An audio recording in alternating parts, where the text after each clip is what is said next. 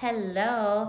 I thought I would read the Little Bobsled to you, and I'm putting it in a different um, video. So if you want to hear it, you can. If not, that's okay. Okay, I'm making the video. Okay. The Little Bobsled, page 299. Snow was falling next morning when Almanzo rode with Father to the timber lot. Large feathery flakes made a veil over everything, and if you were alone and held your breath and listened, you can hear the soft, tiny sound of their falling. Father and Almanzo tramped through the falling snow in the woods, looking for straight, small oaks. When they found one, Father chopped it down. He chopped off all the limbs, and Almanzo piled them up neatly. Then they loaded the small logs on the bobsled. After that, they looked for two small crooked trees to make curved runners. They must be 5 inches through and 6 feet tall before they begin to curve. It was hard to find them. In the whole timber lot, there were no 2 trees alike. You wouldn't find 2 alike in the whole world, son, Father said. Not even 2 blades of grass are the same. Everything is different from everything else if you look at it.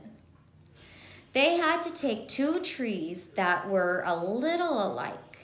Father chopped them down and Almanzo helped load them on the bobsled.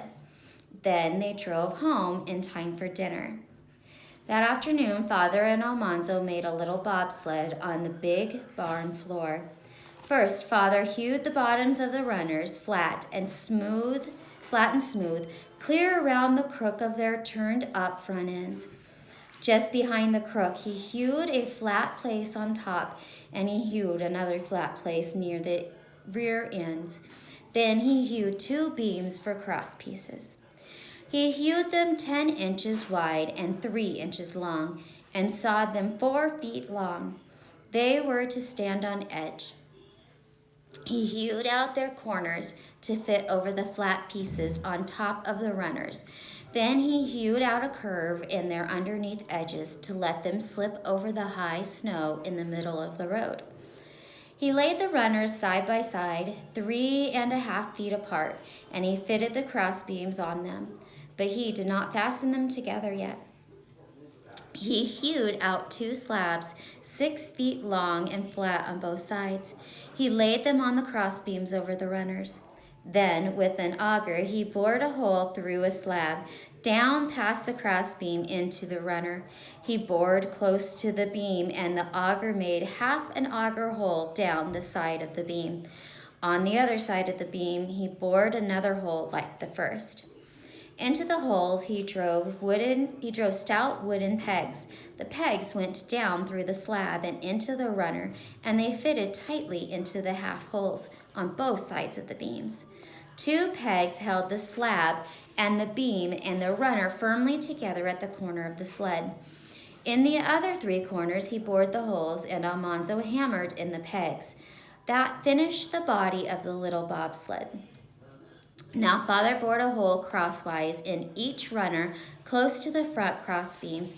He hewed the bark from a slender pole and sharpened its ends so that they would go into the holes. Almanzo and Father pulled the curved ends of the runners as far apart as they could, and Father slipped the ends of the pole into the holes. When Almanzo and Father let go, the runners held the pole firmly between them.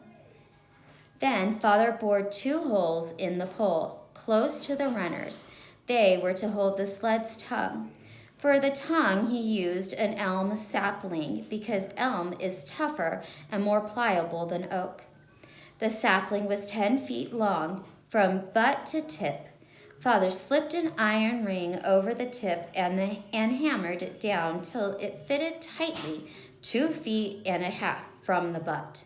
He split the butt in two up to the iron ring, which kept it from splitting any further. He sharpened the split ends and spread them apart, and drove them into the holes in the crosswise pole. Then he bored holes through the pole into the two ends of the tongue, and drove pegs into the holes. Near the tip of the tongue, he drove an iron spike down through it. The spike stuck out below the tongue. The tip of the tongue would go into the iron ring in the bottom of the calf's yoke, and when they backed, the ring would push against the spike, would push against the spike, and the stiff tongue would push the sled backwards. Now the bobsled was done. It was almost chore time, but Almanzo did not want to leave his little bobsled until it had a wood rack. So Father quickly bored holes down through the ends of the slabs into the crossbeams and into each hole. Almanzo drove a stake 4 feet long. The tall stakes stood up at the corners of the sled. They would hold the logs when he hauled wood from the timber. The storm was rising, the falling snow whirled, and the wind was crying with a lonely sound. When Almanzo and Father carried the full milk pails to the house that night, Almanzo wanted deep snow so he could begin hauling wood with the new sled. But Father listened to the storm and said that they could not work outdoors the next day.